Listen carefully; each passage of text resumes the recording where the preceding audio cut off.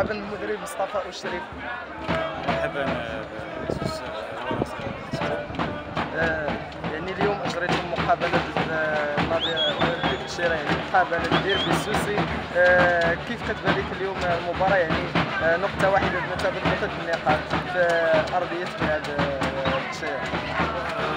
بسم الله الرحمن الرحيم. بالنسبه للمقابله كانت مقابله صعبه نظرا يعني للطابع الديربي اللي كيقع عليها، نظرا للضغط على الفريقين وخاصه الفريق ديال الهواري، لانه الان لحد كل هذه المقابله هذه كان نتائج سلبيه اللي ما كيرضيش لا الجمهور لا المسيرين ولا اللاعبين ولا الطاقم التقني.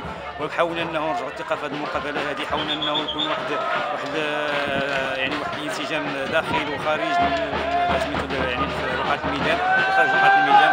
وكنا كنقولوا الحمد لله ان النتيجه يعني كانت الحمد لله في صالحنا، وحققنا النقطه خارج الميدان اللي كانت عندها واحد القيمه ديالها على خاصه الجانب يعني ديال الموتيفاسيون ديال الدراري، يعني تكون واحد نفسانيا انه كما كنقولوا نلقاو نشتغلوا على الحوايج الاخرين، نكونوا نحسنوا الاداء ديالنا والمردود ديالنا التكتيكي وايضا البدني، وحوايج اللي كثر انه كلهم يعطيو اضافه للفريق شباب الهواره.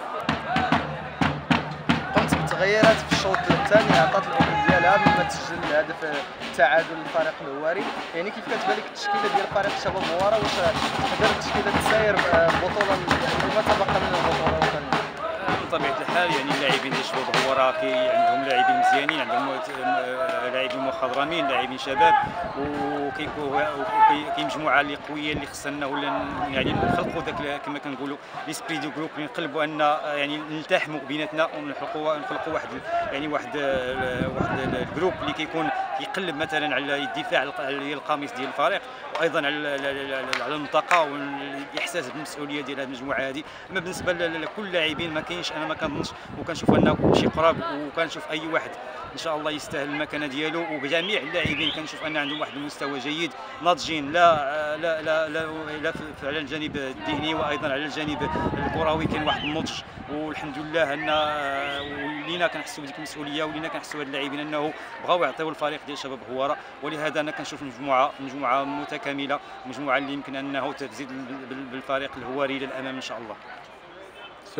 اليوم اجريتم الديربي الاول، بما ان الديربي الثاني في داخل الهواره الذي سيجرى مع النظير ايت ملول. كيف كتبان لك هذه المباراه؟ يعني ديربيين متلاصقين في نقدروا نقولوا واحد تلو الاخر.